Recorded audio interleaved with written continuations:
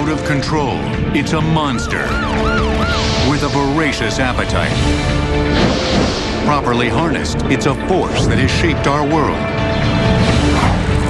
We've learned to create and exploit it, but we'll never truly tame it. From furnaces to flamethrowers, fire testing to fireballs. Now, fire on Modern Marvels.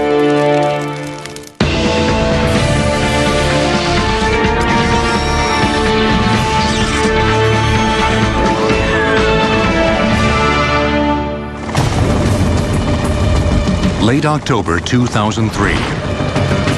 Wildfires devour the Southern California landscape, from San Diego to Ventura County,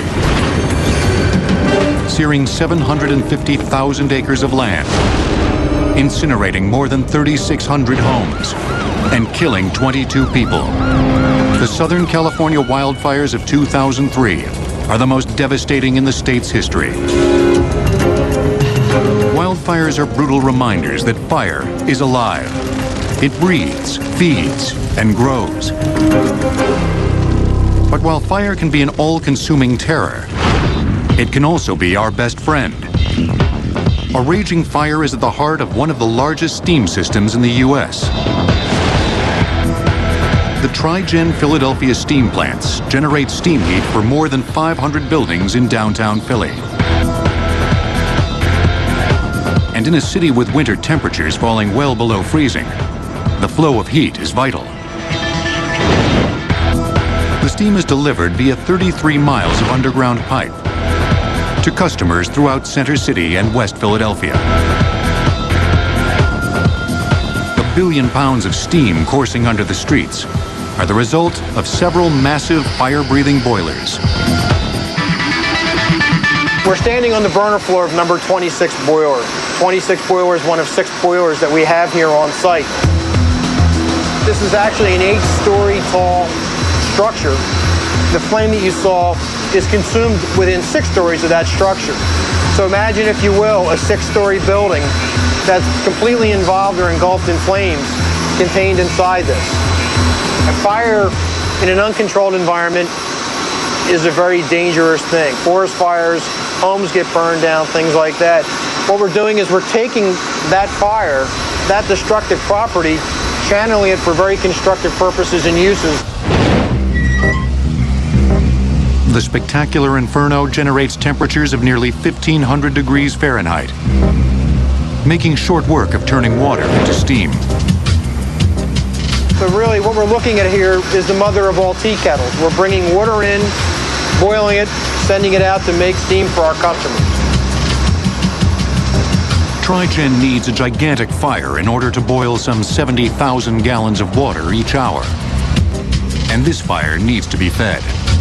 The number 26 boiler consumes number 6 oil, a less refined petroleum fuel.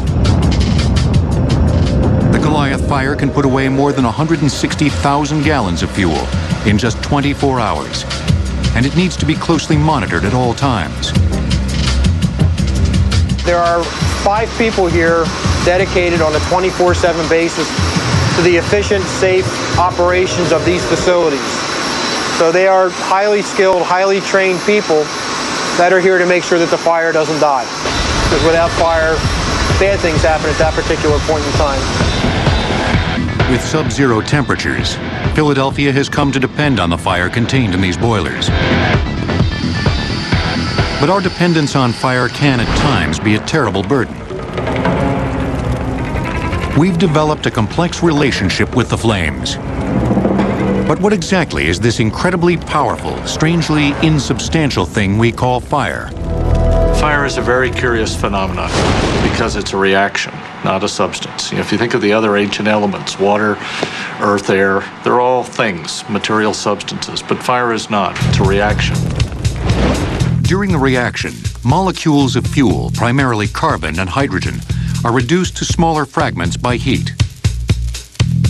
Then these small fragments combine with oxygen, producing energy in the form of heat, perpetuating the cycle. Besides the heat, fire also releases energy in the form of light. The yellow and orange colors we see are actually produced by superheated carbon soot. And since the gases in the flame are hotter and less dense than the surrounding air, they move upward toward lower pressure. Fire, of course, has existed on Earth since long before the evolution of our species. Well, fire precedes people. I mean, it's been around on the planet for more than 400 million years. So it's something we didn't invent. We captured it. We gathered it from nature and then began remaking it to suit our purposes. It may be coming from the heavens in the form of lightning. I mean, you would have seen lightning-struck trees, and that's where fire would be available in nature, and then you can collect it from there. Nearly every culture has a myth explaining the origin of fire. One of the most famous is the Greek myth, in which fire is illicitly gifted to man. Prometheus, who could think ahead, as his name suggests, has a brother Epimetheus, who can only think afterwards. And Epimetheus winds up giving all of the great traits to the animals and creation, and there's nothing left over by the time people come around, and so we're sort of, pathetic creatures. And Prometheus then realizes that if we had fire, that relationship would change. Prometheus is said to have stolen fire from Zeus to give to man. As punishment, his liver was eaten by vultures, only to grow back and be eaten again.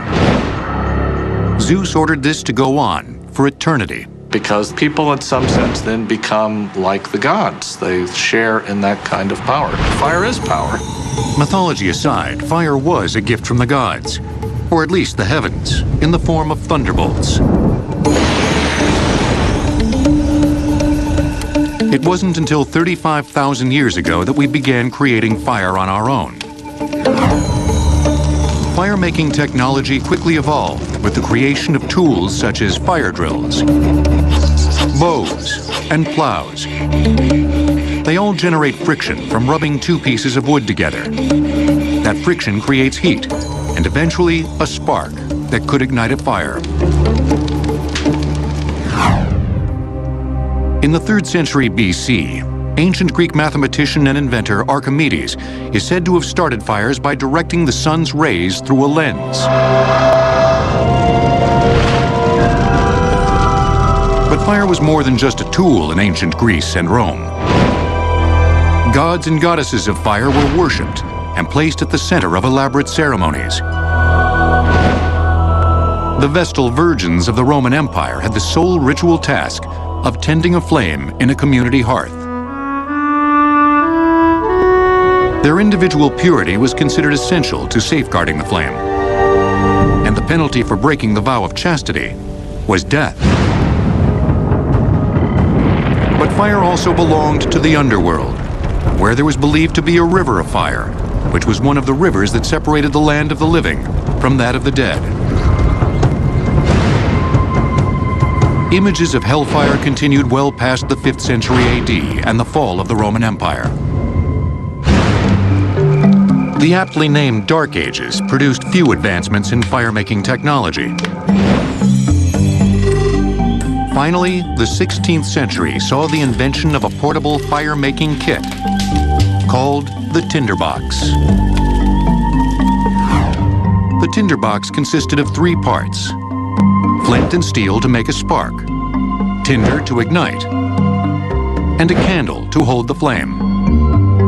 When you put those 3 together, you get fire. And then you can add to it. But you're going to have to carry all that with you. So your toolkit for fire can be fairly complicated. But that all changed in 1827 with one invention: the friction match. The Diamond Match brand has been producing matches for more than 130 years. Today they produce nearly 10 billion matches annually, and half of those are in the form of kitchen matches. The process starts with logs, which are debarked, cut into 25-inch long blocks, then shaved into sheets 1/8 of an inch thick. The sheets are chopped into sticks called splints. These bare matchsticks are then dipped into a brine tank of monoammonium phosphate. Many years ago, Diamond pioneered that process, and it's really the connotation of safety match. The monoammonium phosphate, once you blow out the match, it stops the afterglow, which is the safety feature, so it doesn't continue to glow and cause a fire. But this wasn't the only safety feature of Diamond brand matches. Early 19th century matches, or lucifers as they were nicknamed, were generally made of volatile and poisonous white phosphorus. They made it almost too easy to start fire. Simply dropping or stepping on the matches would often ignite them. And if that wasn't bad enough, match plant workers breathing in high levels of toxic phosphorus fumes often suffered from necrosis, or phossy jaw, a condition that infected and decayed the mouth and jaw, and was at times fatal. But by 1911, chemists at Diamond brand matches formulated the first non-poisonous strike-anywhere match. A similar formula is used today. After the splints are dried, polished, and placed in slots, they're ready to get their tips. Once they're placed in the chain, the first step is to dip it in wax. The wax is the transmitter between the flame and the wood. Without the wax, the flame wouldn't transfer and the match wouldn't continue to burn. It would just go right out. The next step is where the head is actually put on. We call this composition. It's made up of several different chemicals. The composition is dyed red because that's the way Diamond brand likes it. But the tips can be virtually any color. Matches are made up of approximately 20 different types of chemicals. Predominantly, it's phosphorus, potassium chlorate, and sulfur. And it's the reaction between those three main ingredients that starts a fire. There are about 1 million matches on the match machine at any given time. And at the end of a typical shift, more than 11 million matches have been produced. Well, if you combine all the matches on the machine for 1 year that we manufacture over a period of 1 year, you can line them up end to end and they go around the Earth at the equator about 12 times. The match put fire in our cupboards and in our pockets. Now we were ready to harness its power, to propel us across a continent and into outer space.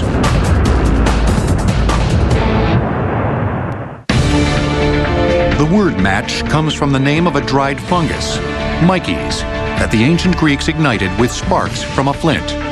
Fire will return on Modern Marvels, here on the History Channel. We now return to fire on Modern Marvels. The concentrated power of fire is rarely more evident than on the launching pad. 7 million pounds of flaming thrust have propelled humanity to new frontiers. By harnessing the energy of combustion and incorporating the Newtonian principle that every action has an equal and opposite reaction, we've repeatedly launched ourselves into orbit.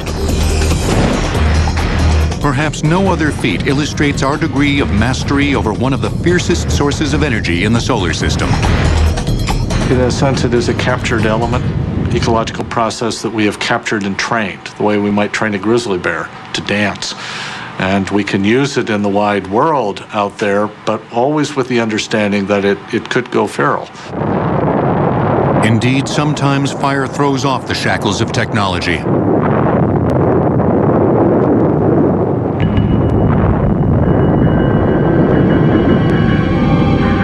And reasserts itself with a demonic rage.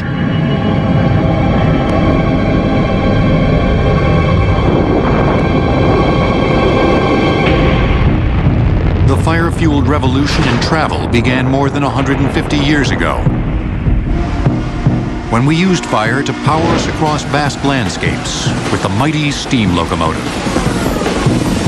Maryland Scenic Railroad's 1916 Baldwin 280, nicknamed Mountain Thunder, at one time hauled iron ore in Michigan's Upper Peninsula. Today, it transports a much lighter load, passengers. But that's still a total of 1,200 tons it needs to muscle on a 16-mile scenic journey. And the seat of its strength and generative power can be found deep inside its boiler. Fire is what creates the steam. Without a good fire, you will have no power. And with no power, you can't move. So essentially, fire is everything. The engine room is the burning core of the locomotive. Here, the fireman tends to the fire that creates the steam that powers the train. Fire is every bit as a living thing as you can get. You gotta nurture it, you gotta take care of it. If you treat it wrong, it'll bite you. It'll grow, it'll die. But Rick won't let that happen. Right now, this fire is nearly 3,000 degrees Fahrenheit and needs to devour more than 2 tons of coal just to make it to the top of the hill.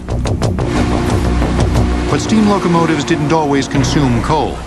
First engines were wood-burning engines with very low steam pressure. They needed a higher rate of pressure to create bigger locomotives to make more horsepower. So they needed more heat. More heat comes from the coal.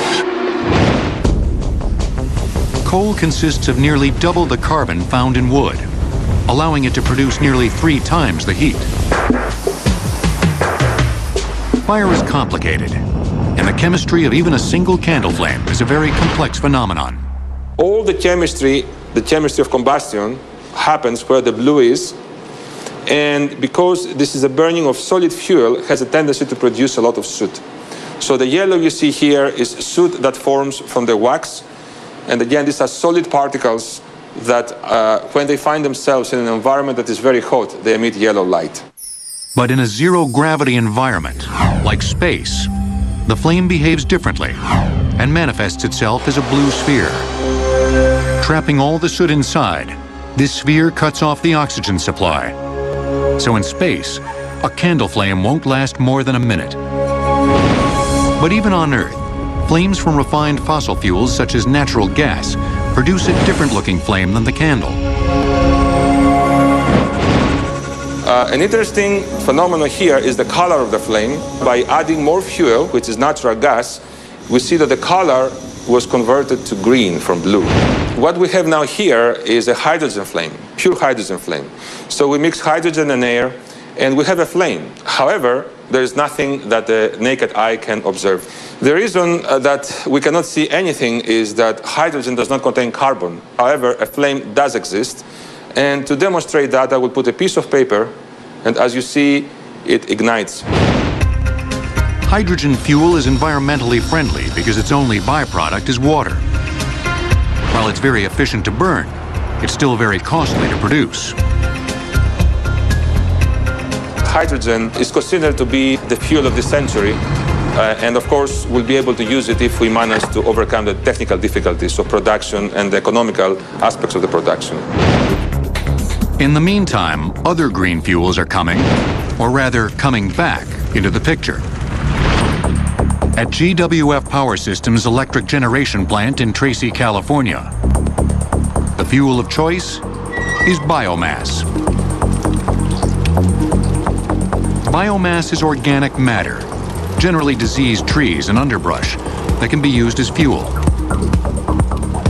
The generator operates much like any other power plant, except that instead of burning fossil fuels, it burns wood chips, around 520 tons each day, which are delivered by semi-trucks tipped vertically, nearly 90 degrees into the air, to empty all their cargo. The chips consist of both agricultural and urban waste. We're preventing wood from either being burned in open fields. The farmers, for example, would burn whatever they cut down and pull out. They just put it in a pile and burn it. The urban waste would just be landfilled, just taking up space.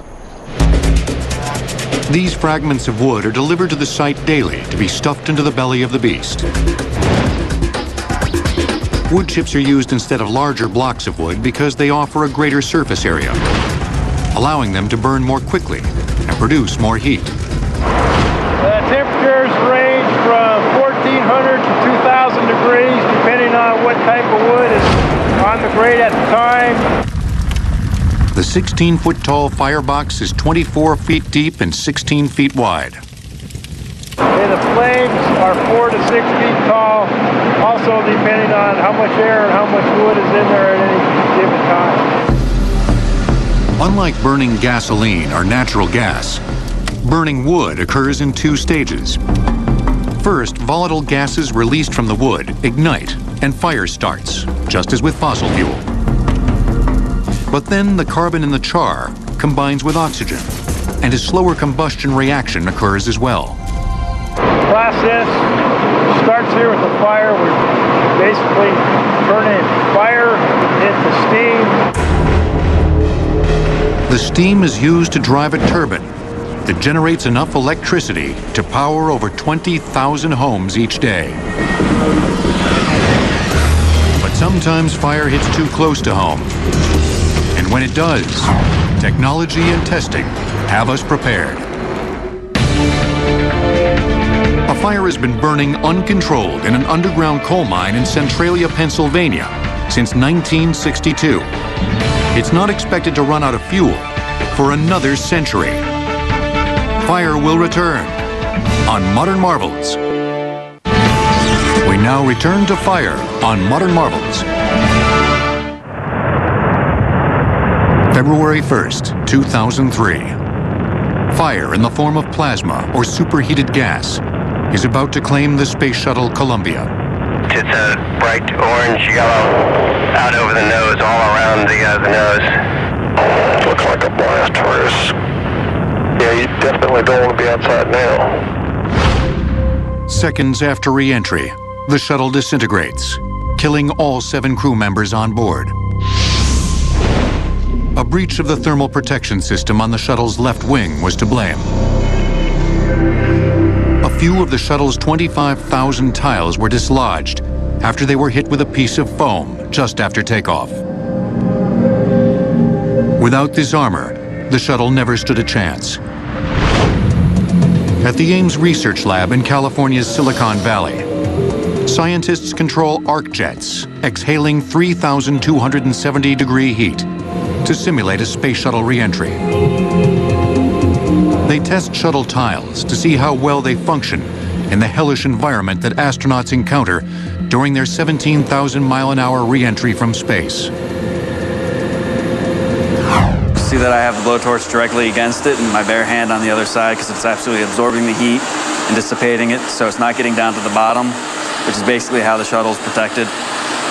It is directly on my hand going full force, and I cannot feel anything on the bottom of the tile at all.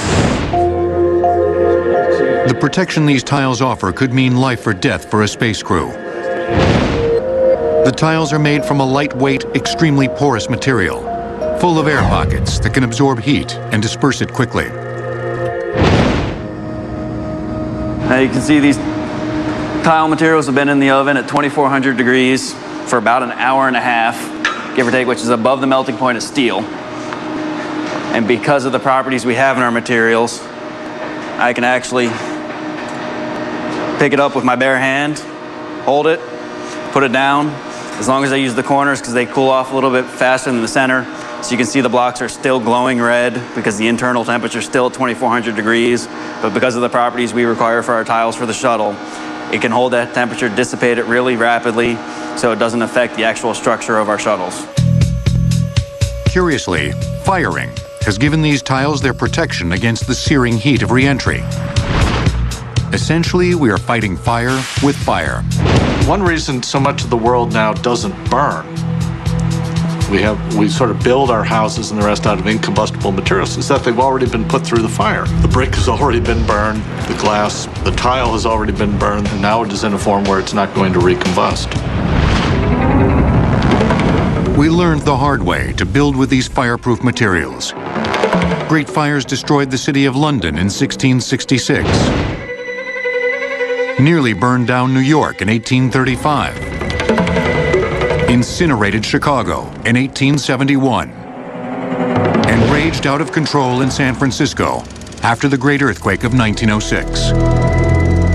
And only at those times did we decide to forego constructing our urban landscape in fuel-rich timber in favor of fired brick. Fires were always good for the brick industry. We had the Great London Fire of 1666, which caused a tremendous amount of brick construction in that city. Its usefulness in terms of fire resistance is one of the most principal reasons for its success as a building material. And fire has been used to modify a variety of other materials, including metal. The steel that frames our cities wouldn't exist if iron hadn't first been put through the crucible of the blast furnace. An amazing amount of the world around us has to undergo a baptism by fire at some point in the production process. We can build because of our mastery of fire, yet we also build in fear of it. And as much as we try to fireproof our world, fire can find fuel almost anywhere. In our homes, from the Christmas tree to the couch, the carpet to the curtains, they're all fodder for flames if given half a chance. Because so much of fire depends on us, we have to assume we have control over ourselves, which I think arguably we could say we do not. In the United States, more than 1.5 million times a year, the fire genie escapes the bottle, which means that every 20 seconds, a fire department is dispatched somewhere in the 50 states. Annually, these fires kill around 4,000 Americans and injure about 300,000 others. Our fear of fire can be seen even when the flames go out. Office you work in, shopping mall, home, you would find that fire has shaped almost every part of that. It's the fear of fire that has shaped it. So you will have emergency exits. Fire will determine what kinds of materials can be used in the structure. It will determine how many people can inhabit a particular room. All these considerations are built into that, but there will not be, if all goes according to plan, fire itself. We spend billions guarding against the advance of our unchecked adversary. From product testing to the making of fire-retardant, heat-resistant clothing and headgear. Fire is an expensive beast to house. There's an old saying that fire makes a good servant but a bad master. That you have to be able to get the relationship right, which means we have to be responsible for it and responsible for our stewardship over fire. Throughout history, the truth of this saying has never been more evident than on the field of war. According to the National Safety Council, the lifetime odds of dying from exposure to fire or its resultant smoke for a person born in the United States in 2002 are 1 in 1,179. Fire will return on Modern Marvels. We now return to fire on Modern Marvels. Late October 2005. Riots break out in and around Paris and quickly spread to over 300 cities and towns across France, eventually spilling into neighboring countries. Frustrated minorities find an effective approach to make the world take notice of them and their plight. Fire. In the course of their rampage, they set fire to over 9,000 vehicles and torch over 100 buildings, including businesses, public offices, schools, and even churches. Much of the damage is done with improvised incendiary devices, otherwise known as Molotov cocktails. Well, a Molotov cocktail is a homemade incendiary weapon. It can be as simple as just putting gasoline in a bottle, putting a wick in it, and throwing it in a hurry. The poor man's bomb. This cheap way of torching a target has been a weapon of choice for insurgents since the Second World War. It was named after Soviet Foreign Minister Vyacheslav Molotov, who made radio broadcasts falsely claiming that the Soviets were dropping food, not bombs, on Finland. at the start of World War II. When the Soviets attacked on land, the Finns hurled Molotov cocktails at the invading tanks, forcing them to retreat. But the Molotov cocktail certainly wasn't the first use of fire in warfare. There are fire arrows and fire spears. There are attempts to burn fortresses if they're made out of combustible materials, burn cities if they have combustible roofs, which most ancient cities would. In the 7th century AD, civilization's most vicious use of flames was Greek fire, a flammable liquid that stuck to whatever it hit and could not be extinguished with water. This was a terrifying device, and Greek fire could be widely used, particularly against, say, naval vessels that were combustible because they were wood.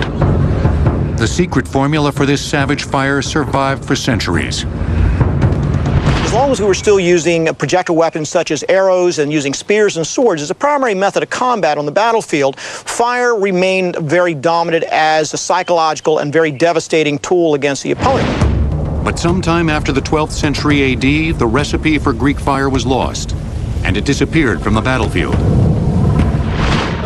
And with the introduction of gunpowder and firearms in early 14th century Europe, fire became a catalyst for weaponry, instead of the weapon itself. It wasn't until the 20th century that open flame warfare re-emerged, and this time it was back with a vengeance. In the form of weapons that produced more devastation than could previously have been imagined. One of the first was a weapon that put fire in the hands of the soldiers.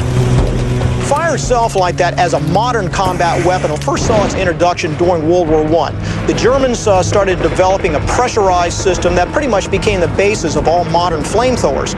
They would take gasoline or some other type of combustible product and put it under pressure, and was able to force that product out against the enemy, igniting it at the same time, essentially coming up with a way to project fire from a man-portable weapon. But it wasn't until World War II that the weapon really saw widespread use. Today, there are relatively few working World War II-era flamethrowers left, like this Mark II-2. One of the drawbacks of this particular unit, it was extremely heavy. When fully charged with 4.5 gallons worth of product, the whole unit weighs over 70 pounds. The unit is set up in two primary units. You see the tank group is on the back of the Marine. The gun group is then held in his hands with the right hand all controlling product, the left hand holding the igniter. The Mark II-2 flamethrowers were used extensively in the Pacific Theater during the Second World War.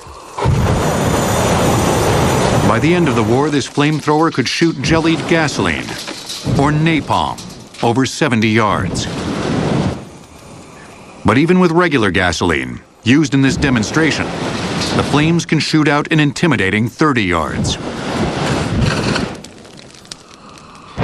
Imagine yourself with somebody on the other end like that, pointing and fire at you. Fire through the human psyche is probably one of the most agonizing and devastating forms of pain and death that we can go through. So the idea of using it as an assault and aggressive weapon has a tremendous psychological effect on the opponent. Other incendiaries also gained widespread use in the Second World War, including white phosphorus, or Willie Pete, as it was called. It was originally implemented in battle as a smokescreen. It also became used extensively as an incendiary device because white phosphorus chemical like that, once it was exposed to air, would continue to burn, and often cases was used as an igniter and like that. And we also had an incendiary grenade, handheld grenade, that was sold for the purpose as to ignite combustible products. White phosphorus starts with a white flash of smoke, which ignites at just 86 degrees Fahrenheit, producing fierce yellow flames.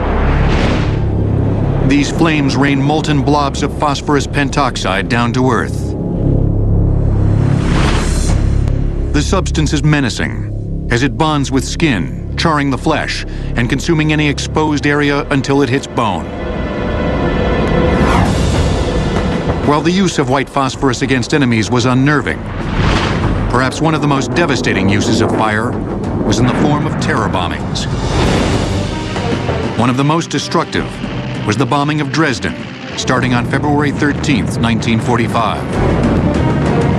For 3 days, Allied forces dropped thousands of tons of incendiary bombs on the city, creating a self-sustaining firestorm that killed nearly 35,000 residents. Even more devastating, the firebombing of Tokyo came just 3 weeks later, on March 9th, 1945. Some 1,700 tons of incendiary bombs were dropped. The firebombing of Japanese cities, which were very vulnerable to burning by so-called conventional weapons, was more lethal than the atomic bombs dropped on Hiroshima or Nagasaki. In a 6-hour period, more than 100,000 people were killed, and more than 12 square miles of dense urban landscape were destroyed. The incendiary of choice was the M69 firebomb. Inside each casing was a cluster of 38 individual incendiary bombs. The casing broke apart at 2,000 feet, scattering the individual units. Each M69 would then eject a long strip of cloth to orient itself and crash nose first into the buildings below. On impact, the payload of flammable liquid would ignite and shoot out of the tail of the bomb. Developed in World War II and used extensively by both sides, incendiary bombs often contained napalm. Napalm is gasoline, sometimes mixed with other petroleum fuels, and a thickening agent. This horrific substance, which burns hotter and sticks to human flesh, gained notoriety during the Vietnam War, when images of napalmed children fueled the anti-war movement. Despite or because of its gruesome qualities, some argue that napalm is an effective psychological weapon. Well, people are afraid of fire. People have directly experienced fire. They know that it hurts. They know that it burns. And so the proposition that somebody is deploying a flamethrower against you or is bombing you with napalm can have a really bad impact on morale. Due to the ferocity of weapons such as napalm and white phosphorus, the use of incendiary weapons against civilians was banned by the 1980 Protocol of the Geneva Conventions. But the United States didn't sign the protocol, and the military continues to use these weapons. It claims not to directly target civilians with them. As recently as 2004, white phosphorus was used in the battle for Fallujah in Iraq as a smokescreen as well as an incendiary weapon in shake-and-bake missions. Fire has been around since the beginning of man, as long as we've been using tools. And although this technology advances and develops, the idea of using fire as a weapon will probably stay in man's arsenal as long as we're still around as a species. Fire has a unique ability to evoke our primal fears and send our adrenaline running. Sometimes this can be a good thing. The United States dropped approximately 400,000 tons of napalm during the Vietnam War. That was nearly 1 ton for every 100 Vietnamese. Fire will return on Modern Marvels. We now return to fire on Modern Marvels.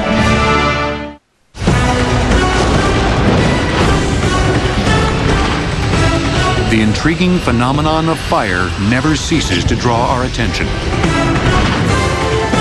No one knows this better than the creative team behind Universal Studios' Hollywood theme park.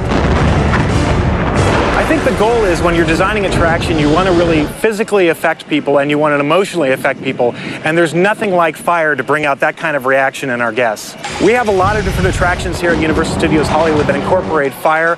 On the studio tour, we have Earthquake, where we simulate an 8.0 earthquake on the Richter scale.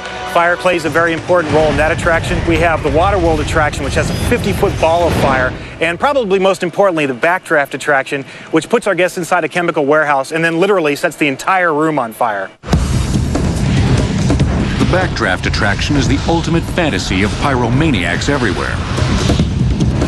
This set here is set 3, and the Backdraft is supposed to simulate the big warehouse fire that was in the movie. And what happens is the guests go into the set, everything is just sitting normal like a normal empty warehouse, and then we start throwing fire at them. The various fires consume 215 cubic feet of natural gas during each show. they appear to be out of control. In reality, they are anything but. Not only is the entire set made of fireproof material, the show itself has been pre-programmed to keep the fire on a short leash.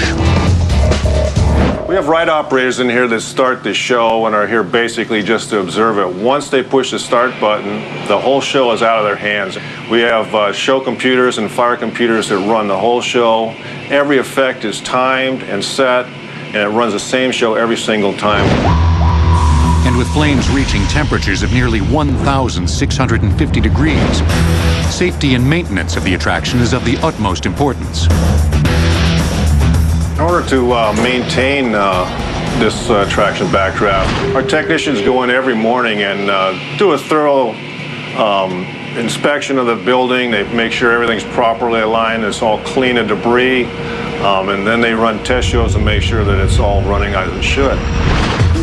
It's Brian Gobelli's job to assure that everything is in proper working order before the attraction can be open to the public. What I'm going to do now is I'm going to test all the fire effects. We do this on a daily basis. They have to fully propagate within 10 seconds. You'll see that one made that. And this is one of our accumulated effects where we use an accumulator to store a larger amount of gas and fire it off and make a larger explosion type effect. We will crawl down here and look at the igniter and see that it's in good working condition. We have no frays in the ignition cable. Test our burner bars, make sure that they're not falling and haven't moved. Each effect has its own pilot assembly, with an igniter and a fuel source, sort of like the one found on your home furnace. Once the attraction begins, the pre-programmed controller releases the exact amount of fuel for the pilot, or network of pilots, to ignite. Depending on the amount of fuel released, the flow rate of the fuel stream, and the shape of the dispenser, you'll have a fireball, a wall of flames, or maybe just a small fire. With all systems in check, Backdraft is now ready to flare back to life. But the Universal team has harnessed fire in another attraction with an ironic venue. Waterworld is a live-action show with actors in close proximity to shooting flames and exploding fireballs. Unlike the Backdraft attraction, the controller here doesn't have the luxury of sitting back and enjoying the show. There's no way you can leave it on fully automatic or you would get in big trouble in no time. You know, I might be firing a flame over here and then I have a performer coming across the way in a basket. I have to make sure that she makes it. If she stops in the middle, then we've got to do something about getting her out. Or there's occasions where a jet ski might die, or I might be getting ready to launch the plane and maybe a boat has come untied and drifted over in front of it. Bill Lehman has been working with fire at Universal Studios for more than 20 years. All of this stuff up here, you could fire this stuff with like 2 or 3 little buttons if you had to, but most all of this built in is all for safety. All of these lights and all of these indicators and all these lamps let me know who's where doing what. Bill has a virtual arsenal of fire tools at his disposal. Everything from flares to fireballs. With the push of just one button, Bill ignites 150 cubic feet of vaporized propane. The explosion generates massive 30-foot flames and steals the show. It's scary and it's exciting, you know. You couldn't sit in this booth for 20 years every single day and do show after show after show if it wasn't still exciting, you know. It's very exciting. No argument there. Whatever else can be said about fire, it certainly isn't dull. It's fitting that fire is finally ready for its close-up. After all, fire, perhaps more than anything else, stirs our most primal fears, ignites our fascination, and is the power at the heart of our civilizations and cultures.